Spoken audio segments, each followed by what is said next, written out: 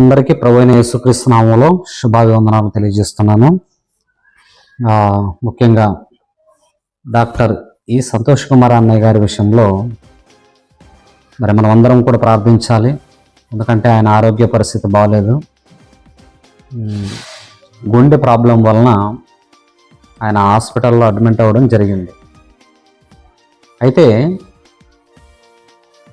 ఒక వీడియో చూశాను నేను. ఆ సహోదరుడు ఎవరు, విశ్రాంతి అనే సహోదరుడు డాక్టర్ ఈ సంతోష్ కుమార్ అన్నయ్య గారికి ఛాలెంజ్ విసిరాడు. త్రిత్వం గురించి సంతోష్ అన్నయ్య అయితేనేమి, ఉపేంద్ర అన్నయ్య గారు అయితేనేమి, అలాగే జయశాలి పీడి సుందరరావు గారు అయితేనేమి, అలాగే BYOలో ఉన్నటువంటి మీ తండ్రి గారి నమ్మిన ఆ అబద్ధ బోధలు ప్రజల ఎదుట పెట్టి చీల్చి చెండాడే రోజు అతి త్వరలో ఉన్నది. కాబట్టి రండి, చర్చకు రండి. యేసుక్రీస్తు సర్వాధికారి అయిన దేవుడు, యేసుక్రీస్తు యెహోవాతో సమానుడైన దేవుడని లేఖనాల్లో నుండి మీకు చూపిస్తాం, నిరూపిస్తాం. కాబట్టి సంతోష్ కుమార్ గారు, మీరు RTF వారికో ఎవరికో పిలుస్తున్నారు కదా, నేను ఎప్పటి నుంచో లాజరస్ ప్రసన్న బాబు గారు జాయింట్ డైరెక్టర్, ఆయనైతేనేమి ఈ త్రిత్వం గురించి సుమారు 20 ఏళ్ల నుంచి నేను బోధ వింటూనే ఉన్నాను. త్రిత్వము అనేది BYO వారు ఎక్కడి నుంచి నేర్చుకున్నారంటే, ఏరియన్ అనేవాడు బోధ విన్నారట.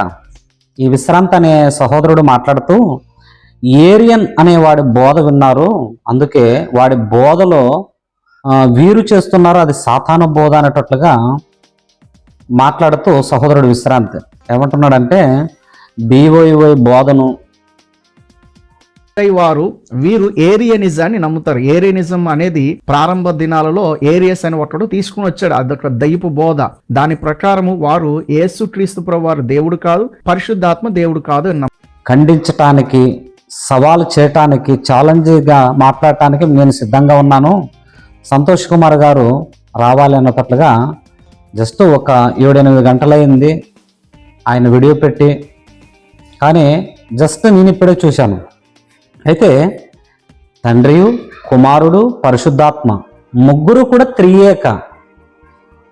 ఈ త్రియేక అనే వాళ్ళందరూ కూడా ఏం చేస్తున్నారంటే, సత్యమైన వాక్యాన్ని అబద్ధంగా మలుస్తున్నారు. అంటే యేసుక్రీస్తు బోధని అబద్ధానికి మలుస్తున్నారని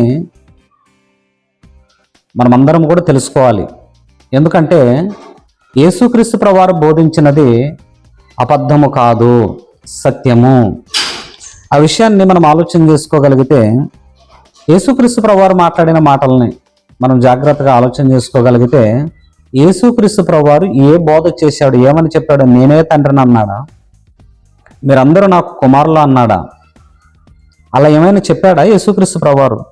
ఆ మాటను బట్టి మనం ఆలోచన చేస్తే, యోహాను సువార్త 20వ అధ్యాయం 17వ వచనంలో, నా తండ్రియు మీ తండ్రియు, నా దేవుడును మీ దేవుడును, మీ దేవుడునైనా వాని యొద్దకు ఎక్కిపోవచ్చున్నాను అన్నాడు. అంటే నా తండ్రి, మీ తండ్రి, నా దేవుడును మీ దేవుడును, ఆయన యొద్దకు నేను ఎక్కిపోవచ్చున్నాను అన్నాడు. ఆయన ఎక్కడున్నాడు ఇంతకీ? పరలోకపు తండ్రి. తండ్రే కుమారుడైనప్పుడు, కుమారుడే పరిశుద్ధాత్మ దేవుడైనప్పుడు, ముగ్గురు ఒక్కటైనప్పుడు తండ్రి యొద్దకు నేను ఎక్కిపోవచ్చున్నాను, మీ తండ్రి అయిన వాని యొద్దకు ఎక్కిపోవచ్చున్నాను అంటున్నాడు. ఎక్కిపోవచ్చున్నానంటే నిజంగా అంటే ఆయన ఈయన అయినప్పుడు ఆయన యొద్దకు ఎక్కిపోవచ్చున్నాను అంటున్నాడు. అంటే నిజంగా యేసుక్రీస్తు ప్రభువారు అబద్ధ బోధ చేశాడు అనేటట్లుగా ఈ విశ్రాంతి అనే వ్యక్తి కానివ్వండి, త్రియేక అనేవారు కానివ్వండి, యేసుక్రీస్తును అబద్ధంగా చిత్రీకరిస్తున్నారు. కనీస ఇంగిత జ్ఞానం లేకున్నట్టుగా త్రిత్వం పైన సవాలు విసరటము చాలా ఆశాస్పదంగా ఉంది. సంతోష్ కుమార్ దగ్గరికి వద్దు, చేతనైతే నీకు దమ్ము ధైర్యం ఉంటే ఈ రెఫరెన్స్కి, ఈ వాక్యానికి సమాధానం చెప్పు. మీ తండ్రి అయిన వాని యొద్దకు ఎక్కిపోవచ్చున్నాను అన్నాడు. ఎక్కడున్నాడు ఆయన? ఈయన ఎక్కడికి ఎక్కిపోవచ్చున్నాడు? కనీస ఆలోచన లేని ఈ త్రిత్వవాదులందరూ కూడా బైబిల్ను అబద్ధంగా చిత్రీకరిస్తున్నారు. అదేవిధంగా మార్కు సువార్త 16వ అధ్యాయం 19వ వచనంలో యేసుక్రీస్తు ప్రభువారు చెప్పిన మాటలే, నేను చెబుతున్న మాటలు కాదు. ఎవడో ఏరియన్ బోధ అంట, వాడి మకమే తెలియదు మాకు ఇంతవరకు అంది. సుమారుగా 30 సంవత్సరాల నుంచి BOUY వారిని అనుసరిస్తూ వారి బోధలు వింటూ, అంటే బైబిల్ మహాజ్ఞాన గ్రంథంలో ఏమి వ్రాయబడింది, ఎలా మనము దాన్ని ఆలోచించాలి, ఎలా మనము ఆ వాక్యాలను బోధించాలనేటట్లుగా సుమారుగా 30 ఏళ్ల నుంచి నేను BOUY బోధ వింటూనే ఉన్నాను. ఏరియన్ అనేవాడు ఎంతవరకైంది, వాడి పేరు వాడు ఊసు కూడా లేదండి BOUYలో. ఈ సహోదరుడు, ఈ తమ్ముడు అంటాడు BOUY వారి బోధ ఏరియన్ అనే వాడి బోధ దయ్యపు బోధ.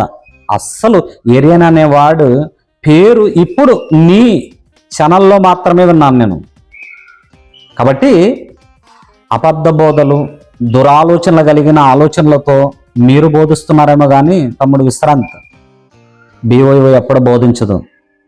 మార్కు సువార్త 16వ అధ్యాయం 19వ వచనము, యేసుక్రీస్తు దేవుని కుడిపార్శ్వమున ఆసీనుడాయను. ఆయన మరణించిన తర్వాత, సమాధి చేయబడిన తర్వాత, తిరిగి లేచిన తర్వాత మనమందరం ఆలోచన చేస్తే క్రీస్తు జననము, మరణము, పునరుత్థాన విషయాల్లో మనం ఆలోచన చేస్తే యేసుక్రీస్తు ప్రభువారు మరణించి ఎక్కడికి వెళ్ళిపోయాడు? పరలోకానికి వెళ్ళిపోయాడు. పరలోకానికి వెళ్ళిన యేసుక్రీస్తు ప్రభువారు గురించి మార్కు గారు స్పష్టంగా రాస్తూ ఏమంటున్నాడంటే, ఆయన సువార్తలో యేసుక్రీస్తు ప్రభువారు మాట్లాడిన మాటలో ఏమంటున్నాడంటే, తండ్రి అయిన దేవుని కుడిపార్శ్వమున ఆసీనుడాయనని రాయబడింది. అంటే యేసుక్రీస్తు ప్రభువారు ఎవరి కుడిపార్శ్వమున కూర్చున్నాడు? తండ్రి అయిన దేవుని కుడిపార్శ్వమున కూర్చున్నట్టుగా బైబిల్ చెబుతుంది. మేము చెప్పింది కాదు, ఎవడు పనికిరాని ఏరియన్ చెప్పిన బోధ కాదు ఇది.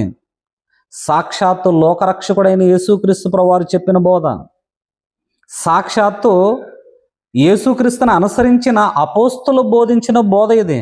కాబట్టి త్రియేక అనే వాళ్ళందరికీ కూడా నేను కూడా సవాల్ విసురుతున్నాను. ఈ రెఫరెన్స్కి సమాధానం చెప్పండి. నా యూట్యూబ్ ఛానల్లో పెడుతున్నాను, ఈ రెఫరెన్స్కి సమాధానం చెప్పండి. త్రిత్వవాదులారా, త్రియేక అనే యేసుక్రీస్తుని అవమానిస్తున్న వారలారా, తండ్రి అయిన దేవుణ్ణి అవమానిస్తున్న వారలారా, పరిశుద్ధాత్మను అవమానిస్తున్న వారలారా, ఈ రెఫరెన్స్లకి సమాధానం చెప్పుడి. అతను ఏదేదో మాట్లాడుతున్నాడు. మీ ఆత్మీయ తండ్రి గారి బోధను తలకిందులు చేసే విధంగా సిద్ధపడుతున్నాము, సవాలు విసురుతున్నామని. ముందు ఈ రెఫరెన్స్కి సమాధానం చెప్పు తమ్ముడు విశ్రాంత్. ఓకే, అందరికీ కూడా ప్రభువైన యేసుక్రీస్తు నామములో శుభాభివందనాలు. సంతోష్ అన్నయ్య గారికి ఆరోగ్యం బాగలేదు కాబట్టి అందరూ కూడా తప్పక ప్రార్థించండి. నేను కూడా ప్రార్థిస్తున్నాను.